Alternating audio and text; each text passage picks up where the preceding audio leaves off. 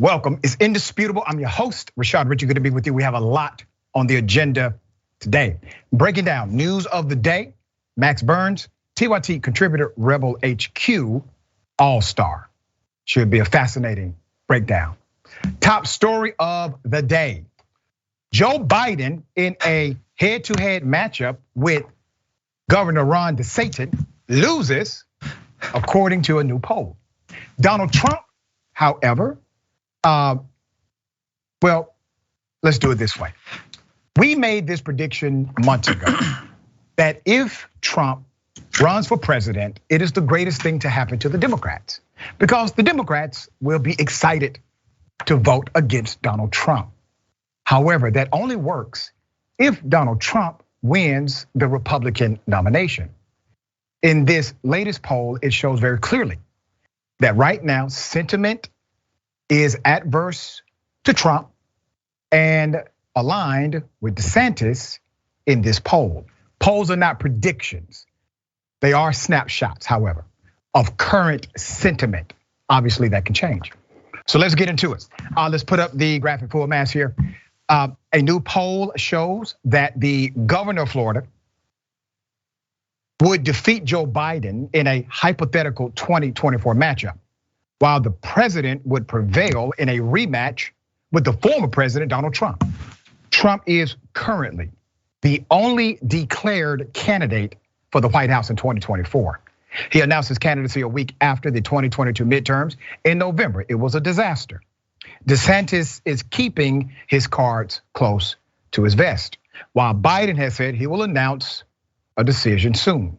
It is unclear if the controversy surrounding Biden's handling of classified documents after his time as VP will weigh in on whether or not he runs for re-election. Now let's be very clear about the context of the Biden classified documents. From day one, I said if he was in possession of classified documents and he had absolutely no clearance to be in possession of those documents, that means there needs to be an investigation. Well, conservatives, they get that. They understand that part, no problem. Well, if you believe that, you must also believe that Joe Biden having a handful of classified documents is a no-no. You have to also agree that Donald Trump having a truckload must be a no-no as well. That Donald Trump deserves to be under federal investigation. If you're saying that Biden is compromising the security of the nation, you must also conclude that Trump has done the same as it relates to this country. Investigations should move forward, all right? In a new poll released by WPA Intelligence said DeSantis leads Biden among likely voters while Trump trails his White House successor. A survey conducted from the 2nd of January to the 8th among 1,035 likely voters asked them a series of questions about the three political candidates. Respondents were asked whether they viewed each of the three favorably or none. Trump was the least popular among the trio. Trump was viewed favorably by 39% of the respondents and about 60% not so much. That's a rating of negative 21%. The former president was the least popular among young and minority voters. Biden, meanwhile, was viewed at a rate of 45%. They were in favor of him, of likely voters, but not favored by 55% of the respondents. His net unfavorable rating was negative 10%. So let's go to DeSantis, all right? So here it is. So DeSantis, in this same poll, who was reelected governor of Florida in November, in a landslide victory, need to remind you of that, was the only candidate with a net positive favorability rating of plus 2%. 41% of likely voters said they viewed him favorably, while 39% said, no, we don't like him. Asked the same question in a hypothetical matchup between DeSantis and Biden. Well, voters picked Florida's governor over the current president by a 3-point margin. The result is within the poll's margin of error. WPA Intelligence poll reported a margin of error of exactly 3 percentage points, plus a negative. Now, I've said from the beginning, anytime there's a poll and that poll shows a conclusion within the margin of error, that means you can basically throw the poll away. I'm going to qualify this poll differently, okay? Because this is not really a poll about being president. We're too far away from the presidential game in order for this poll to be about presidency. This poll is really about current sentiment.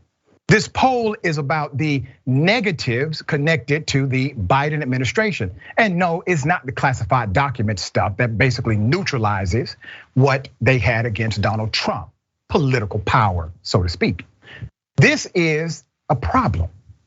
Now, we've been saying, in order for Democrats to get out of this position of reaction, always reacting, not leading, always responding, and not creating opportunities for them, for the opposition party to go into defense, because they have not done these extreme things they talked about doing, and we say extreme based on the context of Republicans, because they did not get it done. I'm talking about the George Floyd Policing and Accountability Act or the John Lewis Voting Rights Act, and we can go on, because they did not do what they campaigned on after Republicans said their agenda is extreme and their agenda is communist, radical, because they were able to win the messaging war.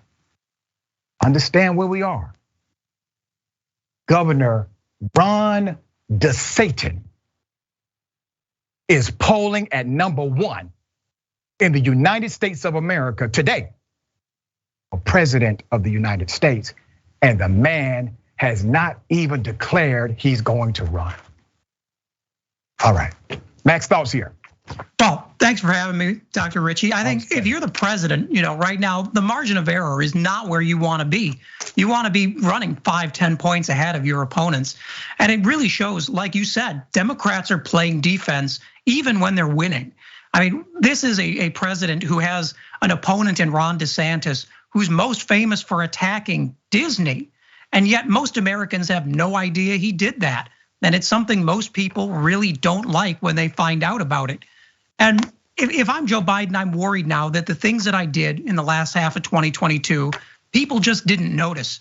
And now that things are gonna get even harder with a split Congress, there are gonna be fewer opportunities to post those kind of big wins.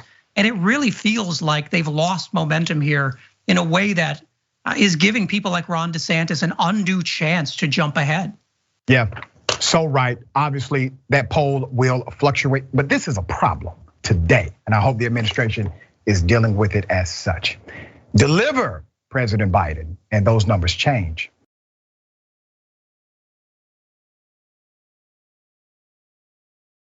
Okay, girl fight.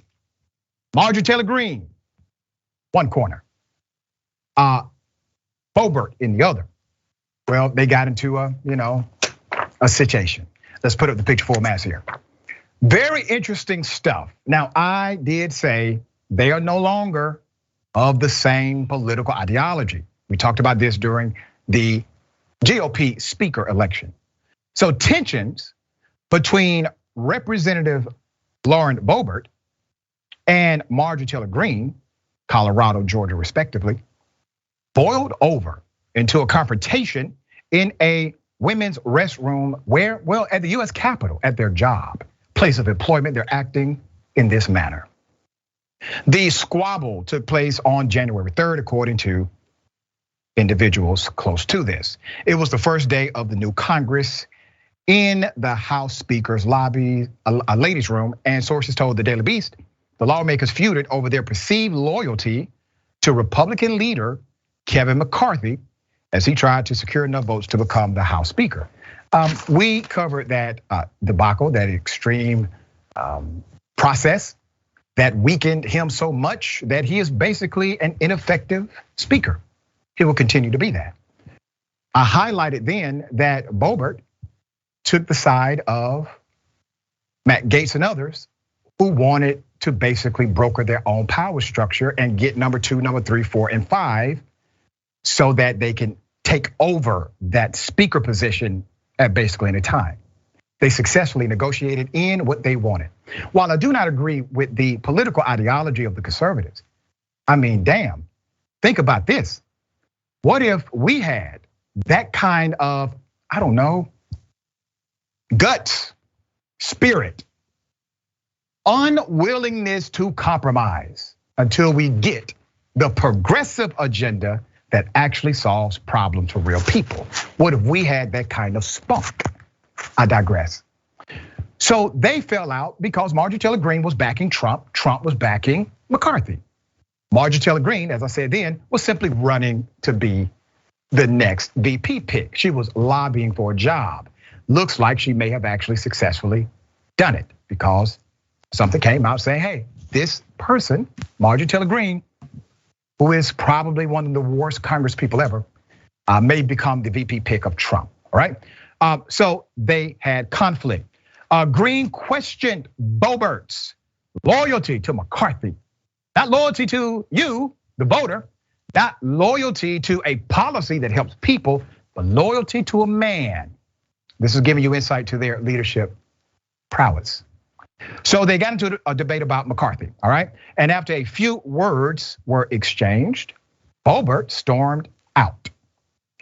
Said one of the sources connected to the argument, you were okay taking millions of dollars from McCarthy, but you refused to vote for him for speaker. Lauren, Greene said according to another source. The first source said Greene came out of a bathroom stall and confronted Boebert, okay? She came out of the bathroom stall and confronted her colleague in the US Congress at the Capitol, who had been unaware the Georgia Republican was in the restroom, but taking campaign money from McCarthy and then turning against him in the speaker voting. That's when Lauren said, don't be ugly. Too late. The first source said, adding that Boebert then ran out like a little schoolgirl. Boebert declined to comment on the matter, saying only, see you later, bye. And Greene did not respond to requests for comment. See, we know what this is at Indisputable because we have been enlightened to it. This is care or no care in criminality. We have talked about this before. We have provided the proper context. We know exactly what it is. They're baffled at the Capitol. We deal with things like this every day. Okay, Representative Debbie Dingell said, allegedly witnessed the near screaming match, according to sources connected and familiar with the situation. But she declined 3 separate times to describe what she saw in any way, shape, or form. What happens in the ladies' room stays in the ladies' room, the Michigan Democrat said. That's right. Yes.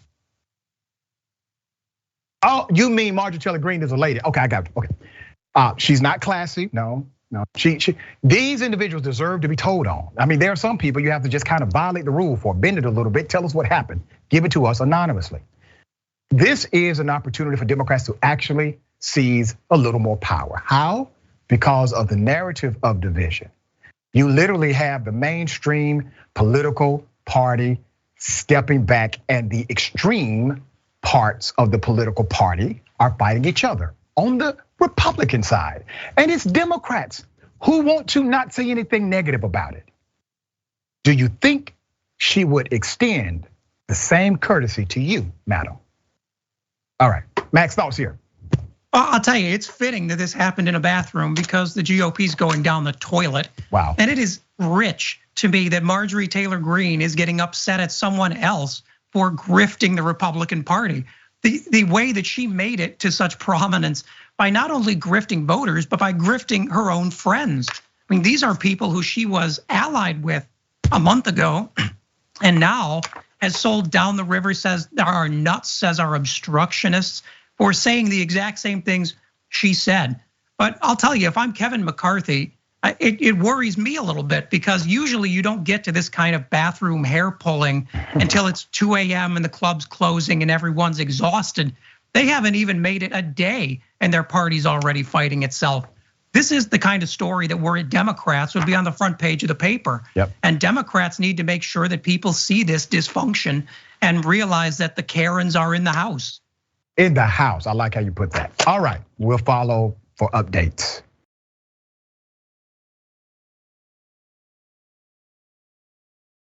A GOP political candidate conservative guy. Well, he wanted to shoot up Dems' homes.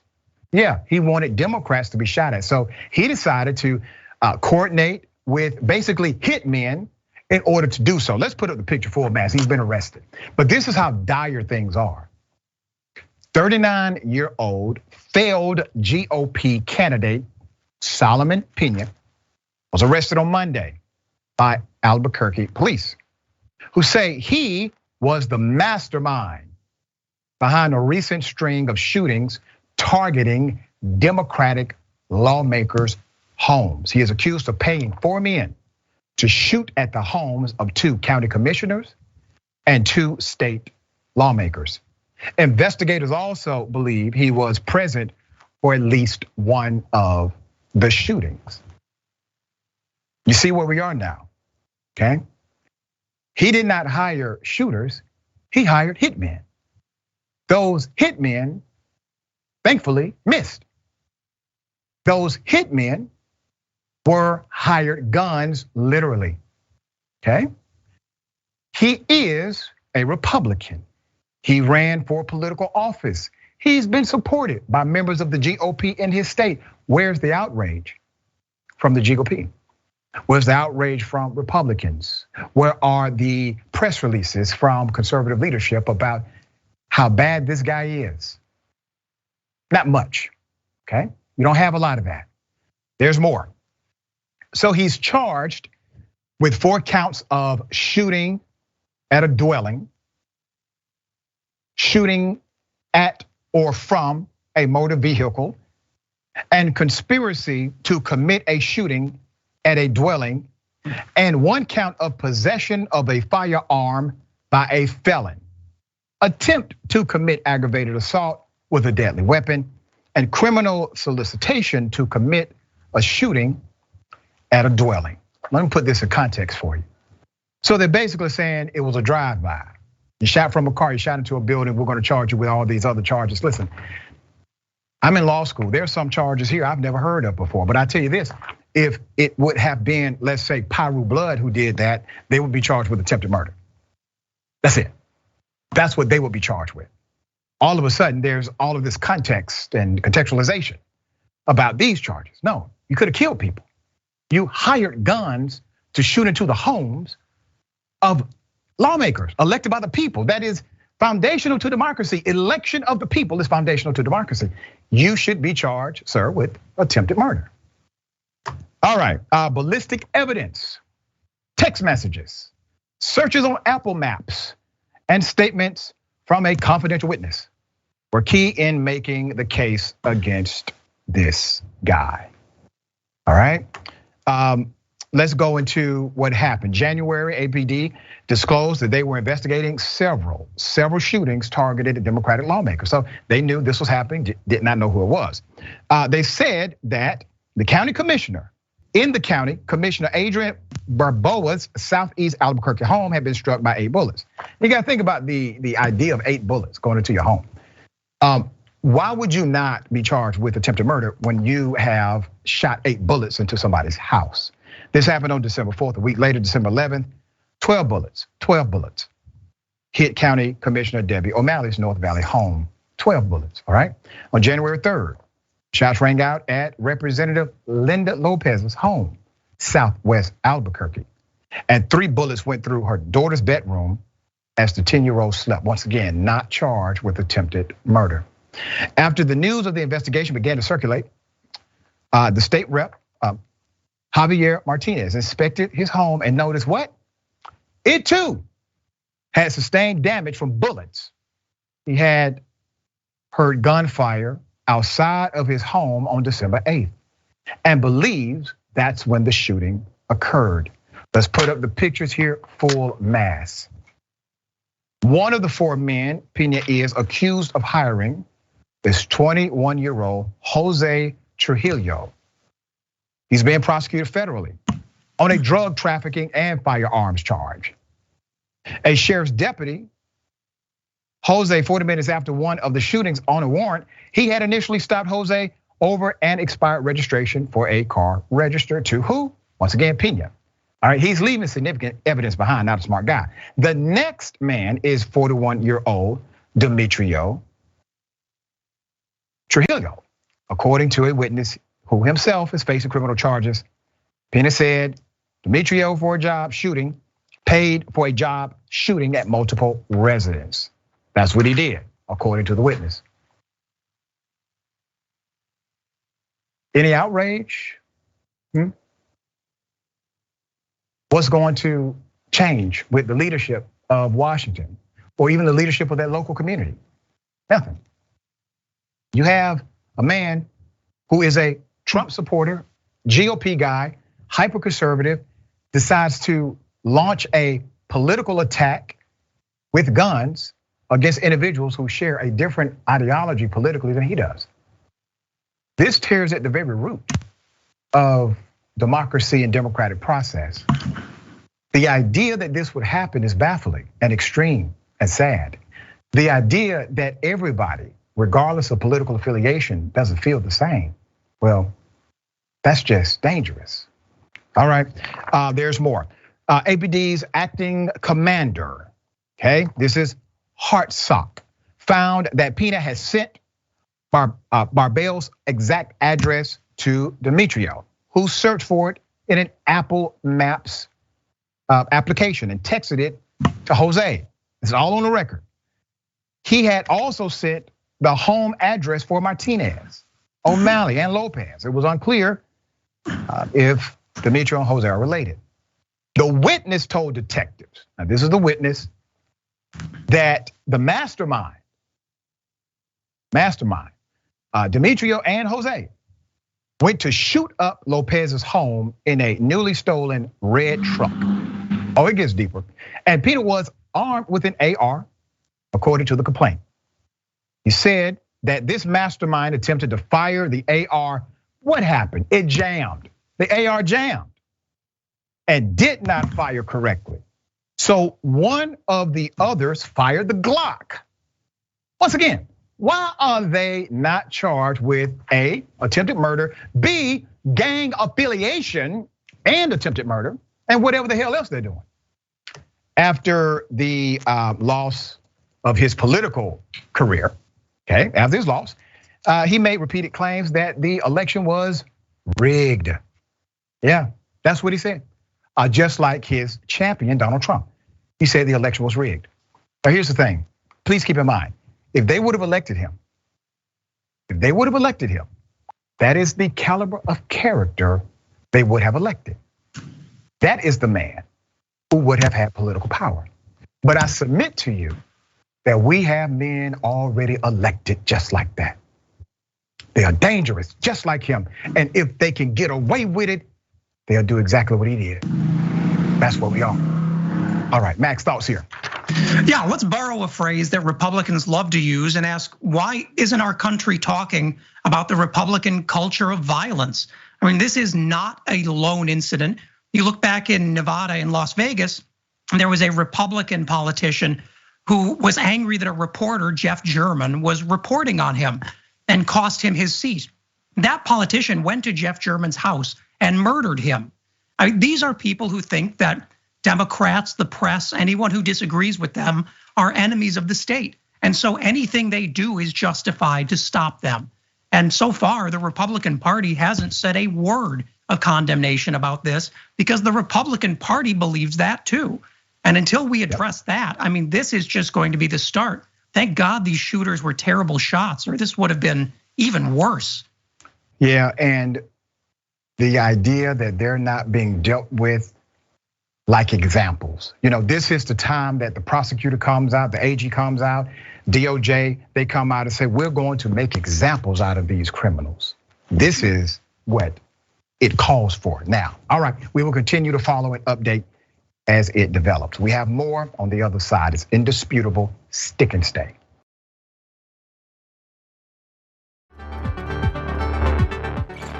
All right, welcome back. Always good to have you. We have a lot of comments, kind of pressed for time. We'll read as many as I can. Don't forget, we have our MLK special tonight. You don't want to miss this. This is going to be one of the best tributes to a king. And I wanted to name this something different. When we were talking about what to call the special, I said they called him radical. So let's dissect that. Let's understand what that really meant. So that is our special tonight. They called him radical, a tribute to King. Who do I have? I got Senator Nina Turner. I got my big homie Ricky Smiley. And we have news anchor Sharon Reed. This will be a fascinating conversation, all right? Make sure you watch tonight, thought-provoking, very engaging conversation, okay? All right, here are some of the comments. We'll read as many as I can. Mickey C, the silver-haired dragon says, what if there is another Dem to choose among? Wouldn't it be nice if we had an actual choice between several Dems, some of which are at least close to being progressives? Yes, and you will see them emerge. And then you will see the mainstream corporate power structure get involved. And they will come in the disguise of Democrats who give a damn. All right, Just Be Anti-Racist said, if it were a choice between a Republican and a barely breathing Biden, somebody better get Biden on oxygen, on an oxygen mask. There it is. All right, let's go to snack_Panther. Thank you for that, by the way. Dr. Richey, we do need those kind of hard-nosed progressives in Congress. The problem is those type of people get ripped to shreds in elections because the media is straight up whack. Yes, and they also get ripped by other Democrats who give ammunition to the media to replay over and over again that these individuals are not real Democrats, they will say. No, completely opposite. If you're a Democrat, you should be principle first, not personality first. All right, K-Cat, thank you for that. Dr. Richard, how do normal everyday citizens run for office? Need basic instructions. P.S. I love you, and I love you back, K-Cat.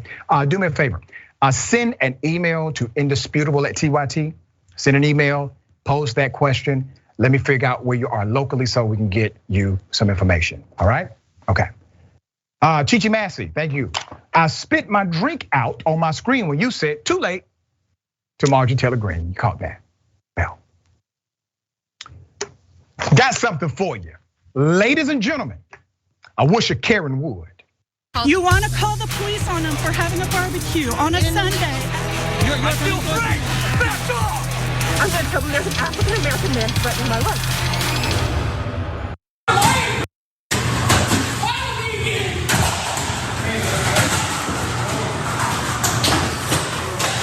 Oh my gosh. Oh my gosh. Goodness gracious. Don't hurt me. Yeah. Karen, you're not you when you're hungry. Okay, this was actually not about a Snicker bar. Ironically, this was about cigarettes. Yes, according to the narrative, the store did not have the cigarettes she wanted, and she wanted to make sure that clerk and everybody else felt her pain. Well, here's the thing. When individuals respond this way over minor things, it is not the minor thing, it is the individual. You see, that was already inside of her.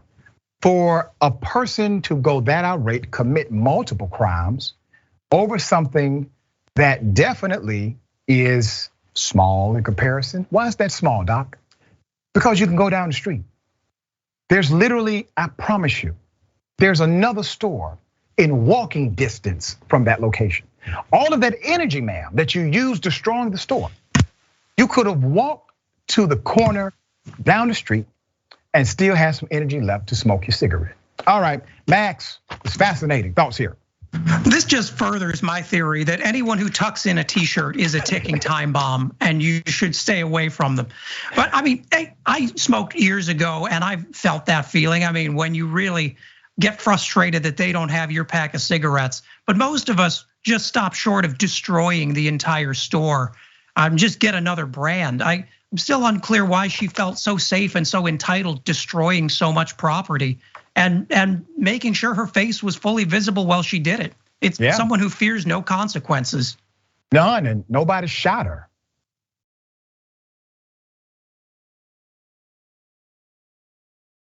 All right, okay. got something for you. Double dose. You want to call the police on them for having a barbecue on a Sunday. I feel free. Back off. I'm going to tell them there's an African-American man threatening my life. Y'all, this man was waiting on me at the door. I wasn't even delivering to his house. But you're the one that's going to get in trouble, not me. You stupid come out here all the time. Yes, I'm cussing right at your damn phone, and I'm not ashamed about it one bit. You stupid that come out here and park any way you want to park, or even park the wrong way.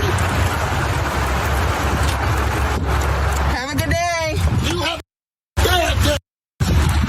Excuse me? Get up and slap. They'll laugh to you. He called her many derogatory names, including the N-word multiple times. Naturally, we had to bleep that part out. Let's put up the pictures full mass here. What are you looking at? There's a male Karen who decided to do this to an Amazon driver.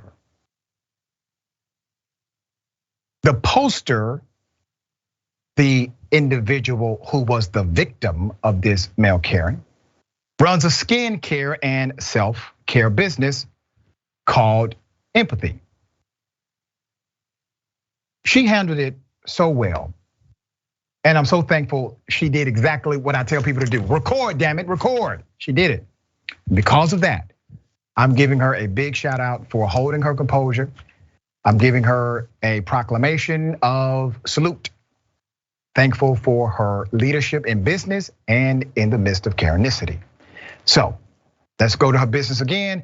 The poster runs the skincare company. You can find it at moreempathy.com. That's moreempathy.com. You can text, check out her business. All right. If you got to, make it rain.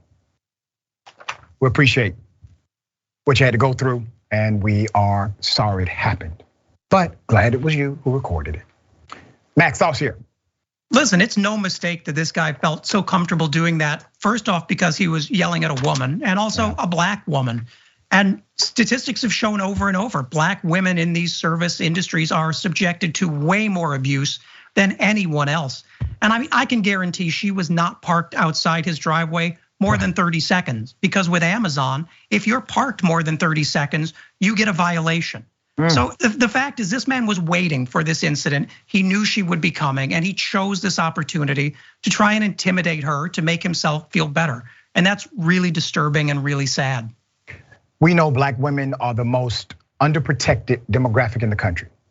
And if there's an argument, if you have conflict, well, going racist simply meant you are utilizing the conflict in order to express your racism anyway. It had nothing to do with the car being parked. Had everything to do with the pettiness inside of him and the racism he lives every day. We got more on the other side. It's indisputable. Stick and stay.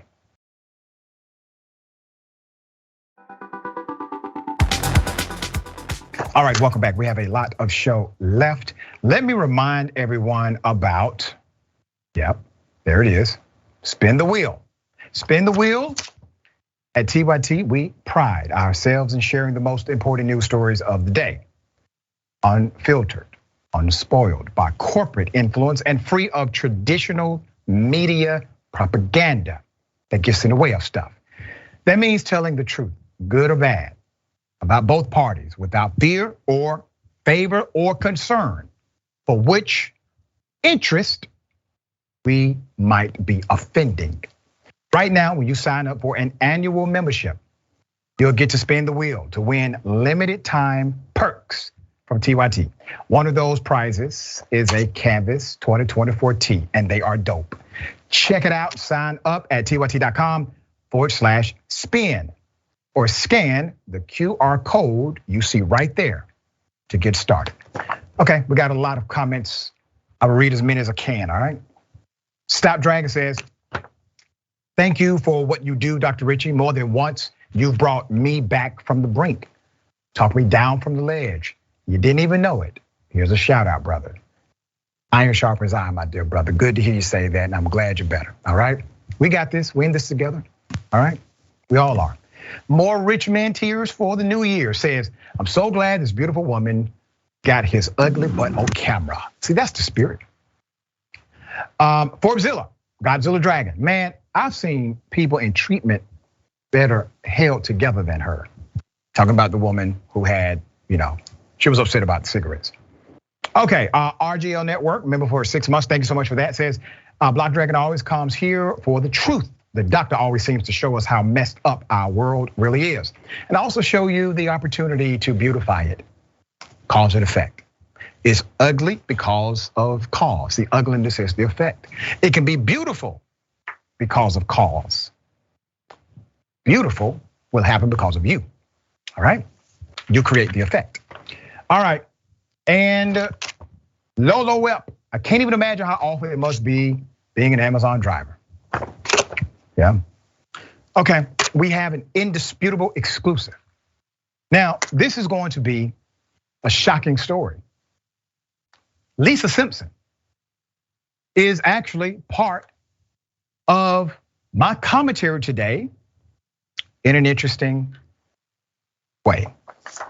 Let me do it this way. I'm gonna just play the video. This is about a family who is brokenhearted, upset about the way the death of their loved one was treated by the woman who played, Lisa Simpson.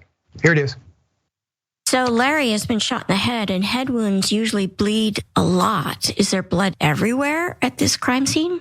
So he's kind of slumped down as he's sitting back against a tree, and there's blood on the back of the tree, kind of behind where Larry's head would have been if his head was upright, but he's kind of slumped over. And so it's hard to tell exactly at this point where the entry wound or if there is an exit wound or not, but you can definitely tell that it's a head wound. And based on the amount of blood, a pretty significant one. And is there a trail of blood at all, or is it all just right there where Larry's body's found? It's all right there. The only blood that's not on him or his person is on the tree that he's sitting up against. Again, where his head would have been leaned back as he's sitting there. So just a little bit of transfer on the trunk of the tree, but then everything else is on his person. Now imagine they're talking about your dead father, your dead uncle, your relative. They're talking about your relative in violation of department policy. They're giving these details on a podcast in the local community that happens to be a very popular podcast. The person who's in charge of the podcast is the voice of Lisa Simpson. Let's put it up full mass here. There's some entanglement that must be exposed. A family is now broken, according to them, by their father's killing being exposed to further scandalize him and the family by police on a true crime podcast from Springfield, Oregon. The voice of Lisa Simpson, Yardley Smith, she hosts a true crime podcast, Small Town Dicks, with her husband and who is a retired cop. He's a retired detective in that same department. So he gets access to this information and then talks about it freely and openly as if it's okay. It's not a violation of policy. And her brother-in-law, a current detective, okay? All right. At the outset of this, the episode began and they boasted about certain things and talked and they discussed standards on the show in the beginning of the program. Now, I'm doing this not because I'm somehow anti-Miss Smith's podcast. Madam, I didn't know you had a podcast. And I'm doing the story in the spirit of advocacy for the family. And I'm going to give you the narrative, madam, that they say you and others refuse to listen to, especially the police. They will be heard here. Here's the podcast claim of having respect for the victims they talk about. Here it is. So we want to know, How did we persuade you to join us here on Small Town Dick? Oh, it was a lot of arm twisting. Not the truth. Well, what has always impressed me about Small Town Dicks is the professionalism. First, you have your authenticity. You know, Dan and Dave, myself, we come out of real crime. We've had real experiences. And so the audience, the listeners, are getting from Small Town Dicks what actually happens out there, not something that's been glamorized. But also, you guys don't exploit the cases. You're empathetic to the victims. And this is what I'm all about. And I know that people who know me from other projects, they will truly see that when they start listening to Small Town Dicks. Oh yeah? Is that what the family is saying about this obvious ethical issue connected to the police department and cops that are retired and not? So here's the thing. Right now, for those of you who will watch this on the podcast, maybe you're a producer, maybe you're one of the hosts, maybe you're one of the detectives. And right now you're thinking, well, we're going to have to come back at him. I would not advise that. I'm from Glenwood. But if you choose to, I will happily invite you to the show so we can talk about this openly. But before you make that conclusive and probably unwise decision, let me break down the family's point of view. Let's put them up full mass here.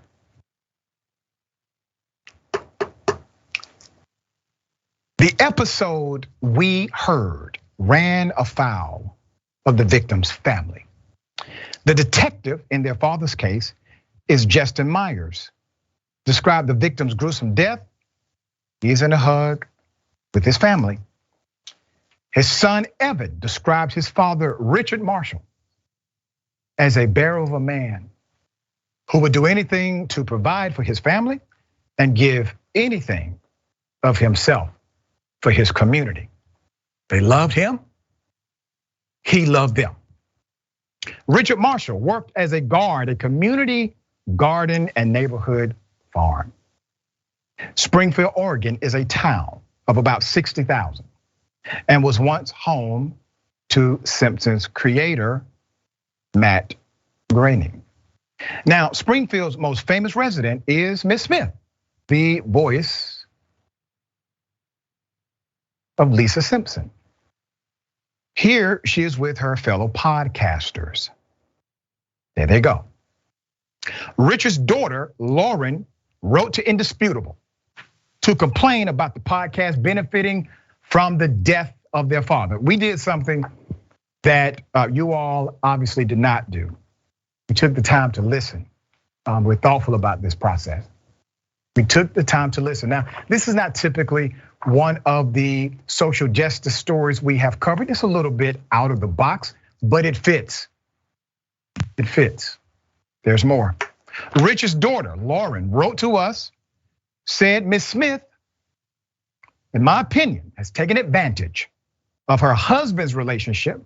He is a retired detective at the station. Of her husband's relationship with the police and investigators in my dad's death.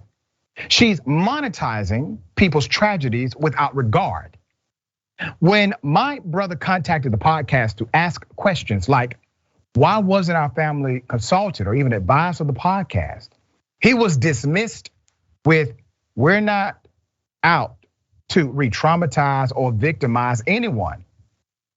I can't stop crying, can't sleep. And when I do, I have dreams of gun violence. Now, once again, I gotta remind you, this is an extremely popular podcast in that local community, very. So it's not as if this was done in some kind of silo or in a corner and they discovered it later. This is popular. This podcast is well known and well viewed. Lauren says her father did not want his life to be about making money. My family is outraged, she says. My family is outraged as my dad was an anti-capitalist, questioned everything pacifist, who protested the Vietnam War, took me to protest the Gulf War in the 90s, and taught me that Black Lives Matter in the 80s before it was a thing. Lauren's brother, Evan, gained hundreds of pounds since his father's death and has been unable to leave his home. When Springfield residents quickly deduced the murder victim They told Evan the podcast was hashing out the gory details of his dad's death. He says he was re-traumatized and reached out to the podcast. Let's put it up. There we go. What does it say? Why is Lisa Simpson talking about the murder of my father on a podcast without reaching out to us? We haven't even laid him to rest yet. Due to my disability, my PTSD is fully out front of me again. Really, I am so disappointed with all involved. What's the response? Mr. Marshall, this is Detective Dan from the podcast. I'm happy to speak to you and any of your blah, blah, blah, blah. All right. Honestly, what Evan Marshall said, honestly, if they had just reached out to us beforehand, it might have been fine. We could have told them not to use the goofy name Larry to refer to my father. I'm still dealing with the aftermath of this. We haven't even buried him. If there's not a rule now, there should at least be something done to prevent this from happening again. So we decided to look at the police media policy because naturally only the details could be released by the cops. So let's put it up. The police shared their media policy, which states that a designee shall be appointed to handle media relations for major events, including murder investigations. They also are supposed to protect the identity of the victims in ongoing investigations. It's right there in black and white. Their own policy, it's right there. We found it. I'm sure the podcast could have got it also. Evan Marshall filed a complaint with the Springfield Police about Detective Justin Myers and his participation in the podcast in December. Here is the department's response to that complaint, okay? Dear Evan Marshall, the Springfield Police Department's Office of Professional Standards has received your complaint regarding your observation of an SBD staff member on November 18, 2022. We will investigate this under a matter and respond to you without findings in no more than 30 days, et cetera, et cetera. Okay, so you all are the police. You all are detectives. Did you all hear the podcast? Did you get a copy of it? Did you subpoena the records? Did you go and ask a question? Do you have a formal statement? Did you do any police work whatsoever when you were confronted about the actual violation of policy in your local community? No, we're not. A representative of the department wrote Evan on December 17th that they needed 30 days to investigate. All right, that's what they said. A member of the podcast has since told Evan they would have spoken with Evan, but now there's an investigation. So they cannot comment because Evan made a big deal about a big deal. Put up the picture of the police chief. That is Andrew Shearer, who is the person in charge. A representative of the department has reached back to Indisputable for clarification, but has not yet commented.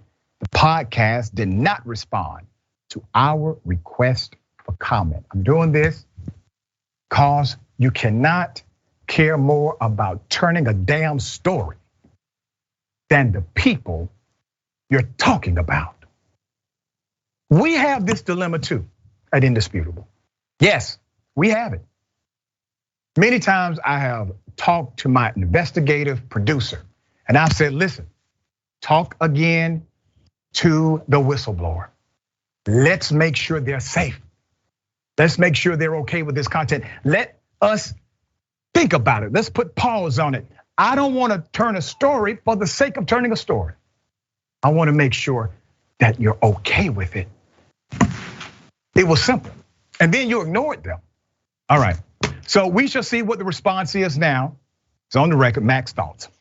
This to me is one of the big problems of podcasts, social media now, is that we're sort of turning people's lives into content with complete disregard for them. I mean, this is not ancient history. This is something where these people have to go to the grocery store, walk around their community, and see people who have seen the worst details of their lives put out by someone who's never spoken to them, never made an attempt to talk to them, never cared, and now feels put upon that they've been asked to apologize for that. It's incredibly disturbing the way we have sort of farmed this trauma of other people for influence and for content. And then when we turn to law enforcement for some sense of privacy, some sense of protection from what can easily be considered harassment, the police don't care at all. I mean, it does show you that there is an immense amount of privilege in this podcast and people who have not themselves been victims of violence, because no one who has felt that trauma would ever feel like they were right in putting another family through it. Right, there you go, very well said.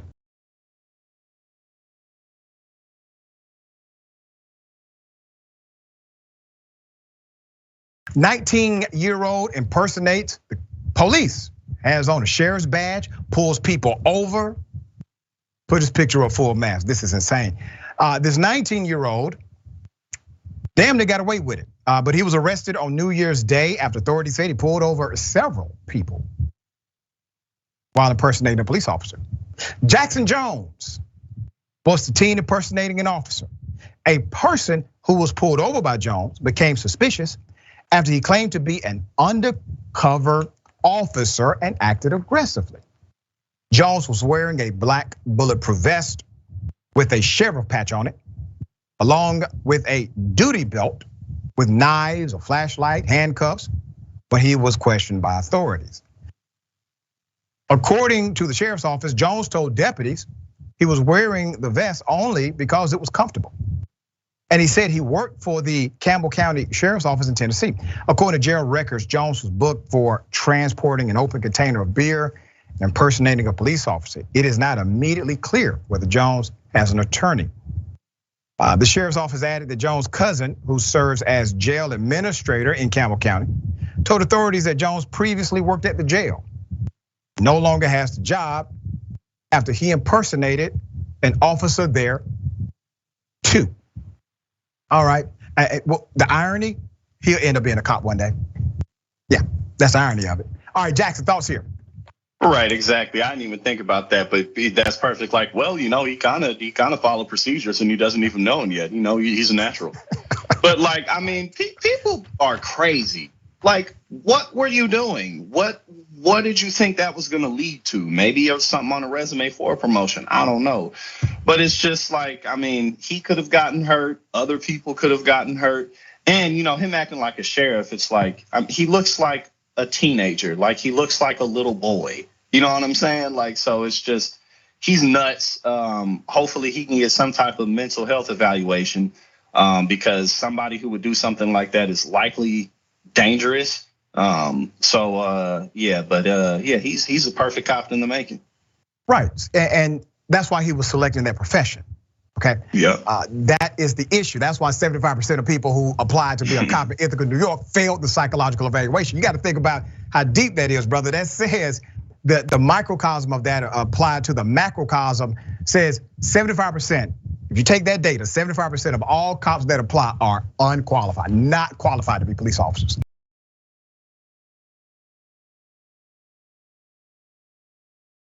All right, hell of a thing here. What if I told you that a cop nearly suffocated a black man with snow and then wanted him to not sue? Here it is.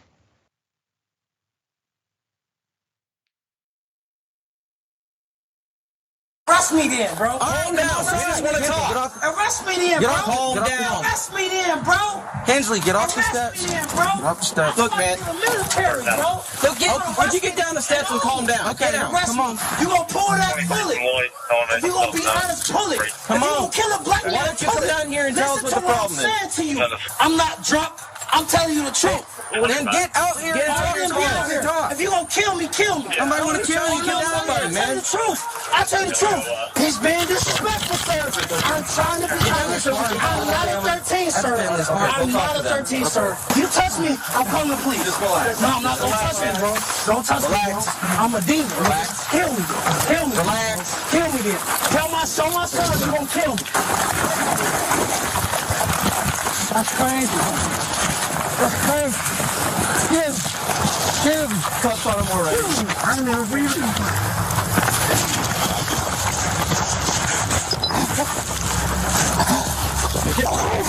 Hang on. Feel it, Zach. Yes. Okay. Get this set. Donald. Roll him on this. Which way you need him to go? To the this way. Yes, sir. Yes, sir. Good. Set across from one. Yes, sir. Yes, sir. The details are very important here. Let's put up the young man's picture, and I will give you the background. 28-year-old Charles Hicks II, an Ohio man, is now suing the city of Akron, Ohio, after one of its officers stuffed several handfuls of snow in his nose and mouth, limiting his ability to breathe during an arrest. Now, before I go to the rest of the historical context of what happened, I need you to understand what that particular move by the cop was about.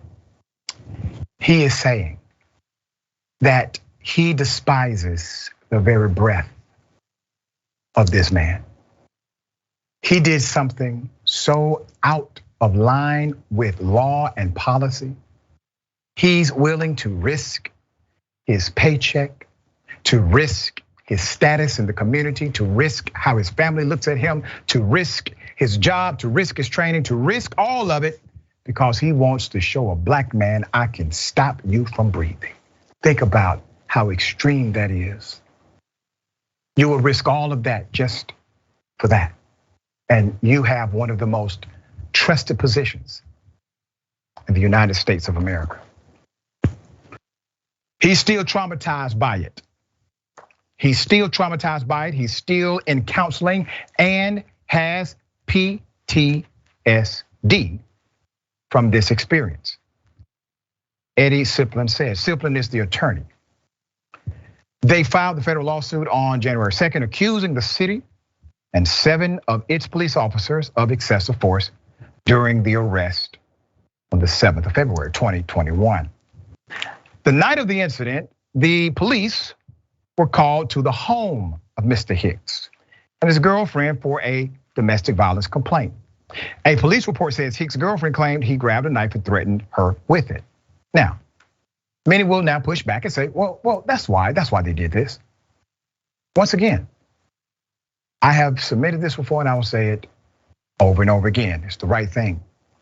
Just because somebody should see a judge, or maybe they should see a judge and see a charge, it doesn't mean they're supposed to see their maker. You see, he could have died from suffocation.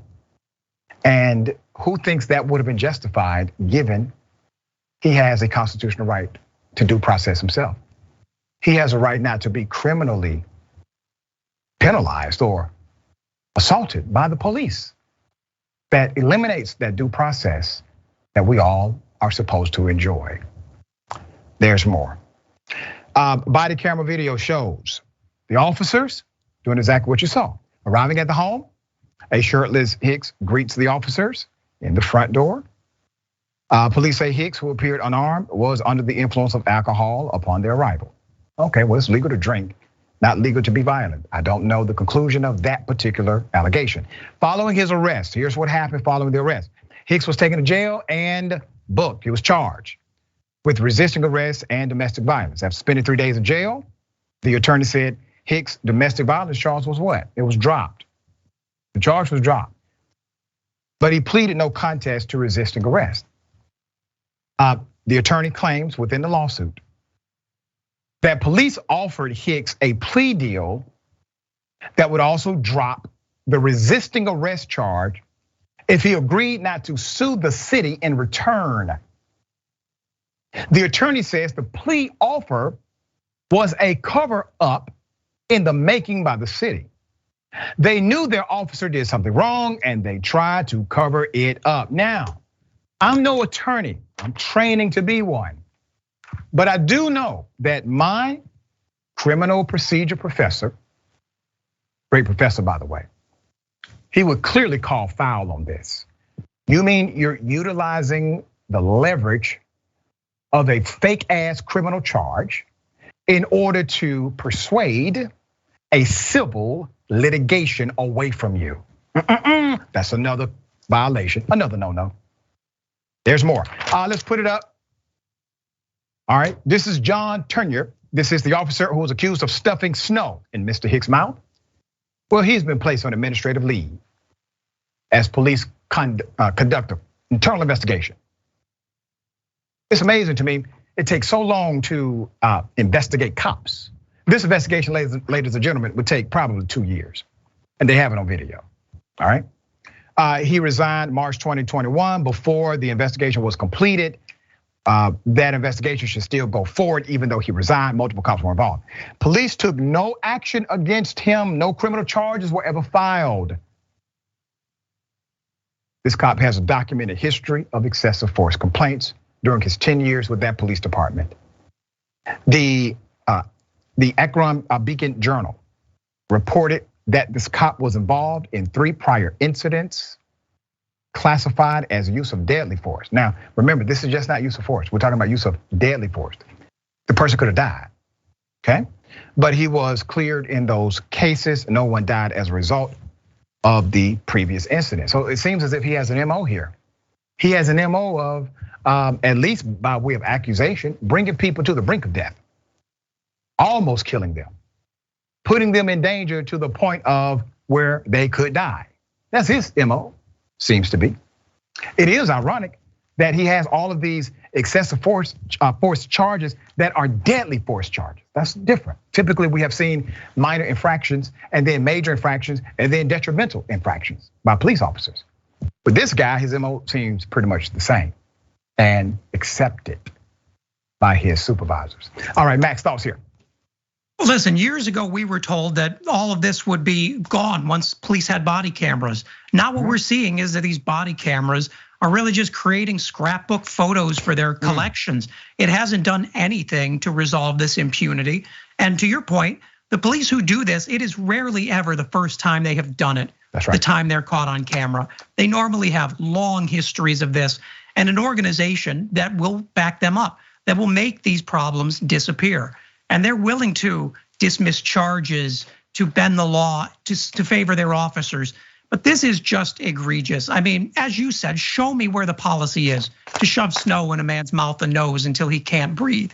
You show me that and I'll shut up. But I guarantee you that deadly assault is not part of police policy. And the fact that this is on camera should be a disgrace to this department. But instead, they're treating it as just another day of business. And usually, as you know, dear brother, these cops are able to move on to another department. Hopefully we can get the information of where he currently is. We are looking for that. Sir, if you are still a police officer, I will find what jurisdiction you work for, guaranteed. We got more on the other side. It's indisputable, stick and stay.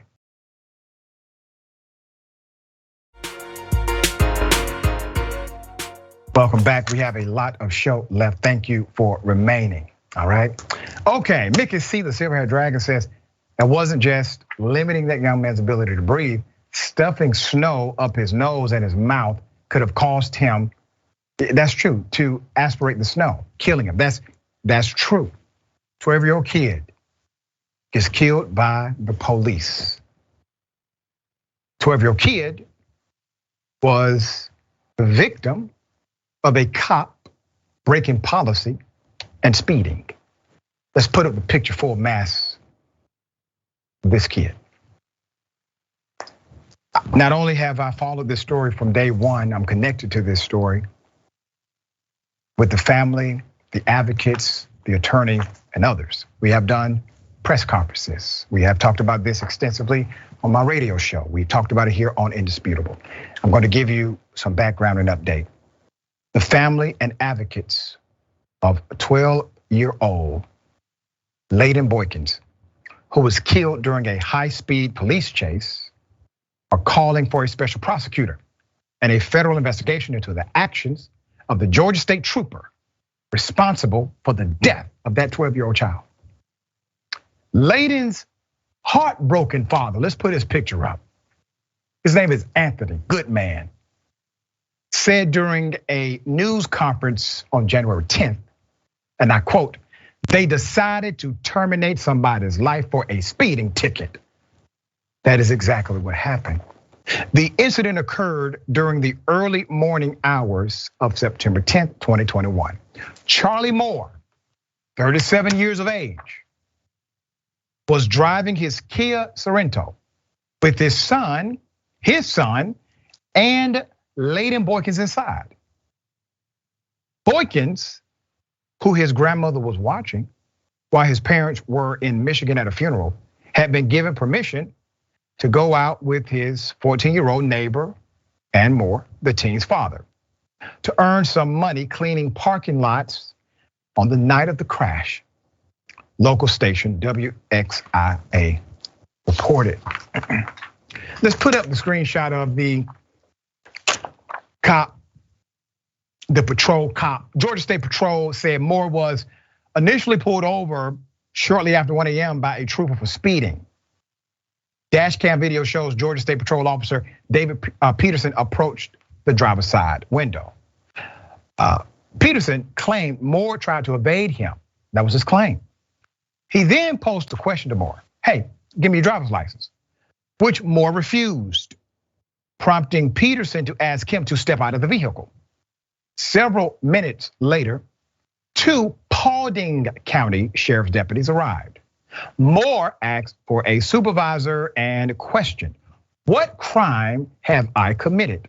At that point, a deputy smashed the driver's side window, and Moore reacted by speeding away. Remember, they're doing all of this with kids in the car, okay? So they know kids in the car when they smash the window. They know kids are in the car when they engage in this dangerous high-speed chase, which is a violation of policy. The high-speed chase lasted roughly 8 minutes, okay? Until Peterson hit the back left bumper of Moore's car, performing the pit maneuver. Literally, you do not get this accident without the pit maneuver, without the cop intentionally hitting the vehicle that he knew 2 children were already in.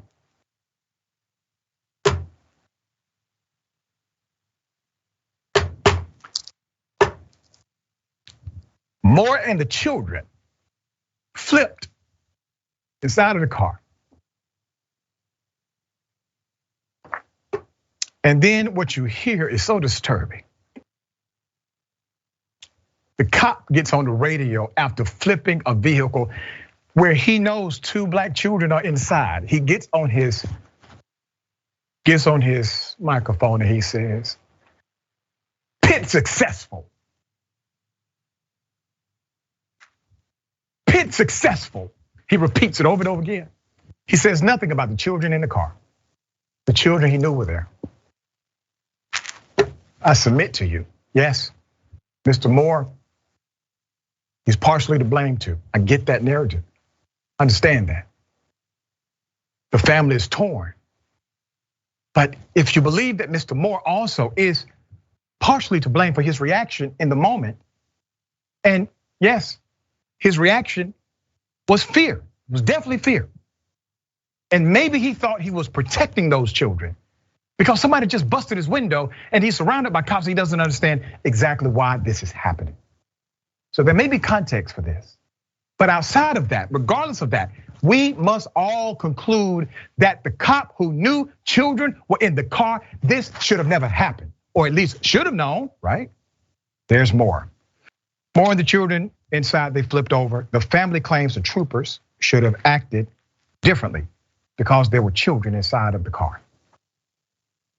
They could have put up a roadblock and protected those kids. They couldn't figure out any other way than to flip that car over, Anthony Boykins asked. While Georgia's Department of Public Safety policy does not explicitly prohibit the pit maneuver because children are in the car, it requires officers to, and I quote, consider children's safety. Okay, well, they decided not to consider the children's safety. The Paulding County Sheriff's Office on scene told WANF it was 1 a.m. and it was dark and the troopers were having trouble seeing who was in the vehicle. Wow, let's put up a picture of Lee Merritt, my dear brother. This is Boykins' attorney. He shared the radio traffic that indicated the officers knew that the children were actually in the car. Do you realize they're willing to lie about the death of a child? You gotta understand how depraved they are. A dispatcher can be heard on the police radio saying, "There are children in the car, there are children in the car." And an unidentified officer responds saying, "There are kids in the car. If I can get up there and pass them, and we'll try again. There's the vehicle coming. They better stop before they get put in the ditch." Another trooper says, remember, they already done lied twice, their credibility shot to hell. And we're still believing their narrative? We're still believing their story? At the news conference on January 10th, let's put up the pictures. Gerald Griggs, who's an attorney, he's also the Georgia NAACP president and happens to be a very good friend of mine. Gerald, on the left, called for the state attorney general, Chris Carr, on the right, to appoint a special prosecutor and for the DOJ to investigate the case. Last summer, Merritt had also called for the Paulding County prosecutor to recuse himself and allow a special prosecutor to take over. Charlie Moore was arrested and faces charges that include first-degree vehicular homicide. This is the guy who was driving. Now, they charge him with homicide. So he gets charged with murder, okay? He gets charged with first-degree vehicular homicide, murder during the commission of a felony, reckless driving, endangering a child while DUI on alcohol or drugs, and fleeing to elude. He still awaits trial for every single one of those charges. Meanwhile, Peterson was placed on administrative leave, paid, investigated by the GBI, then returned to work early last year. So if you believe that Mr. Moore is responsible, you have to believe the cop that did this is too, in violation of policy, in violation of protocol. And then they lied every time somebody questioned, did you know children in the car? No, we had no idea children in the car. Radio chatter, children in the car. Max, thoughts here? I just can't get over the simple fact that this man was not even told the crime he was alleged to have committed. He simply asked what he did wrong and was met with violence. And police, as you mentioned, say they didn't know kids were in the car. They had flashlights visible in the video. You have their radio chatter. Now, should Moore have fled? No, that was a dumb idea. But at the end of the day, the one expectation we should have, and I know we don't, but that we should have, is that police, if no one else, will be the ones who follow policy and the law, that they will not flip over a vehicle full of children. And the fact that they did not call for an ambulance until well after that car flipped, even though it is standard police policy when a vehicle flips to immediately call for an ambulance and assume there is injury. They did not do that. They did not care. They were so focused on catching this guy who had disrespected them that they threw policy to the wind, and now a kid is dead. Let me pose this question. What is successful about a car flipping with children inside? When he got on that radio and said, Pitt successful. I mean, his adrenaline, he was proud of himself. And then they lie about the context when questioned by those in the media. Oh, we knew nothing about children. No. We would never do that if we knew children were there. And then here comes the NAACP, here comes Lee Merritt, and they're able to get their hands on the actual radio chatter. This is why it is important to have advocacy. This is why it is important to build coalition. This is why it is important to lead with heart and not corruption. A 12-year-old is dead because a cop chose to violate policy of the law. He is working again and being funded by tax dollars. And here's the irony of it.